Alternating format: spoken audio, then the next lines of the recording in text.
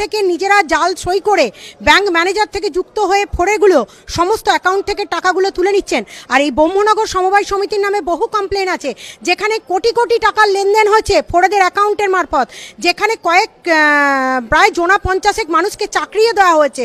তাদেরকে অলিখিত উপায়ে টাকা নিয়ে তাদেরকে ওই সমবায় সমিতিতে চাকরি দেওয়া হয়েছে। এবং তার থেকেও বড় ঘটনা ঘটেছে, ব্যাংক ম্যানেজারের নামেও বহু অভিযোগ রয়েছে যে তিনি নিজে সেই অ্যাকাউন্টের টাকা ভাঙিয়ে তুলে নিয়েছেন। এই নদিয়া জেলা তো নমস্কার, কালকের একটা বৃহত্তর আন্দোলনের কথা আজ আপনাদের জানাতে এলাম। আমি আজ থেকে 5 মাস আগে কলকাতা হাইকোর্টের বুকে একটা আন্দোলন ছুড়ে দিয়েছিলাম। শাসক দলের নেতারা না, এর মধ্যে অনেক সিপিএম নেতা এবং স্থানীয় কিছু জালিয়াত নেতা এবং একজন ব্যাংক ম্যানেজার, তার সাথে তার পরিচালন কমিটিও যুক্ত আছে। তার মধ্যে শাসক দলের কিছু ভালো নেতা যারা এই লড়াইটা চালাচ্ছিলেন তারাও আমার সাথে যুক্ত হন, অর্থাৎ টিএমসির কিছু নেতারও আমি সাপোর্ট পেয়েছি।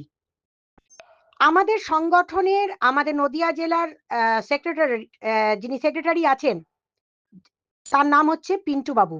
এই পিন্টু বাবুর হয়েই আমাদের লড়াইটা শুরু হয়। পিন্টু বাবু প্রতিবাদ করার জন্য তার চাকরিটা নিয়ে নেয় সমবায় ব্যাংক, ব্রহ্মনগর সমবায় সমিতি বলে নদিয়ার যে ব্যাংকটি আছে সেই ব্যাংকটি। এবং সাথে আমরা তদন্ত করে দেখতে পাই এখানে বহু গ্রাহকের অ্যাকাউন্টে যে টাকা জমিয়েছেন সেই টাকা তারা অর্থাৎ ব্যাংক ম্যানেজার এবং পরিচালন সমিতির দু একজন জালিয়াত লোক মিলে টাকাগুলো উইথড্র করে নেয়। চাষিদেরকে তার ক্ষতিপূরণের টাকা পর্যন্ত দেয়নি। তাছাড়াও ধান কেনাবেচার নামে জালিয়াতি হয়েছে, এছাড়াও জমি কেনাবেচা নিয়ে জালিয়াতি হয়েছে, ডেলি কালেকশন এখনো পর্যন্ত চালিয়ে যাচ্ছিল এবং কিছু চাকরি জালিয়াতি পথে এই সমবায় ব্যাংকে হয়েছে। এখন সেই লড়াইটা আমি ছেড়ে দিই বেশ 5 মাস আগে কলকাতা হাইকোর্টের বুকে এবং ওখানের মাটিতে দাঁড়িয়ে।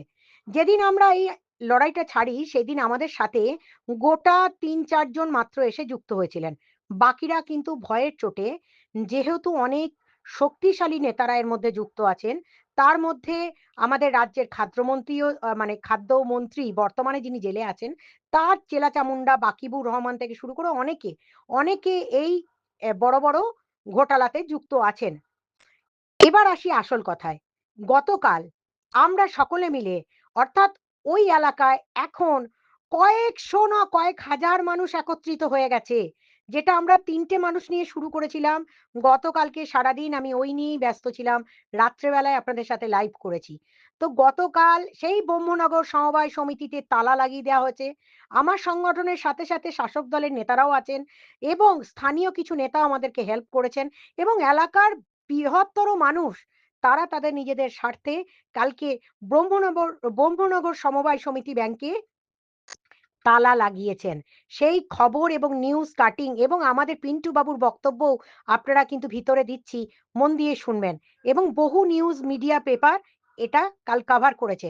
সুতরাং ময়দান কামড়ে পড়ে থাকার নামই সঙ্গীতা চক্রবর্তী এবং তার সঙ্গী সাথীরা 1 ইঞ্চি ভয় পায় না।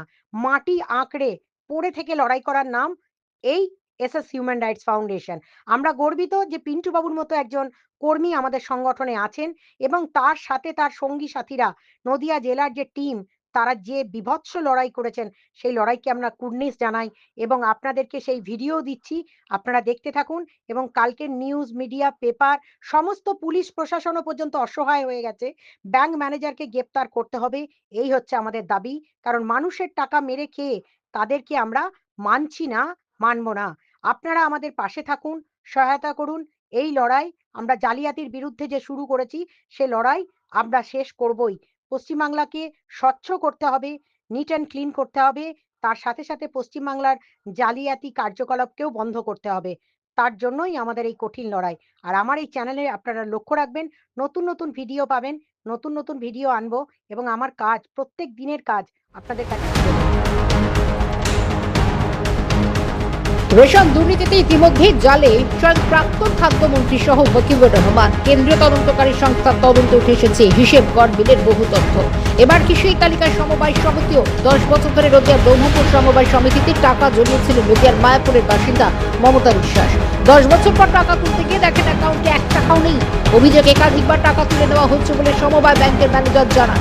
উপায় না দেখে হাইকোর্টের দ্বারস্থ মমতা বিশ্বাস।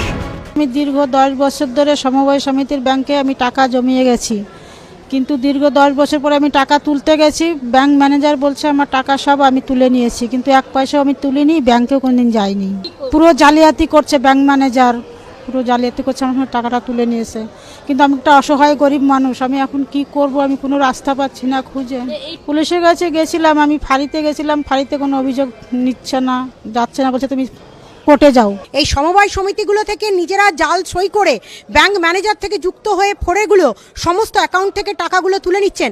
আর এই ব্রহ্মনগর সমবায় সমিতির নামে বহু কমপ্লেন আছে, যেখানে কোটি কোটি টাকার লেনদেন হচ্ছে ফোরেদের অ্যাকাউন্টের মারফত, যেখানে প্রায় জোনা 50 মানুষকে চাকরিও দেওয়া হয়েছে। তাদেরকে অলিখিত উপায়ে টাকা নিয়ে তাদেরকে ওই সমবায় সমিতিতে চাকরি দেওয়া হয়েছে। এবং তার থেকেও বড় ঘটনা ঘটেছে, ব্যাংক ম্যানেজারের নামেও বহু অভিযোগ রয়েছে যে তিনি নিজে সেই অ্যাকাউন্টের টাকা ভাঙিয়ে তুলে নিয়েছেন। এই নদিয়া জেলাতে সম্পত্তির হদিশ মিলেছে রেশন দুর্নীতিতে অভিযুক্ত অন্যতম মাথা ওয়াকিবুর রহমানের। কান টানলে মাথা আসার মতো সমবায় সমিতির সঙ্গে রেশন দুর্নীতির যোগ। শুরু হয়েছে তদন্ত। ক্যামেরা মদন সরকারের সঙ্গে অভিরূপা হাজরার রিপোর্ট, কালকে।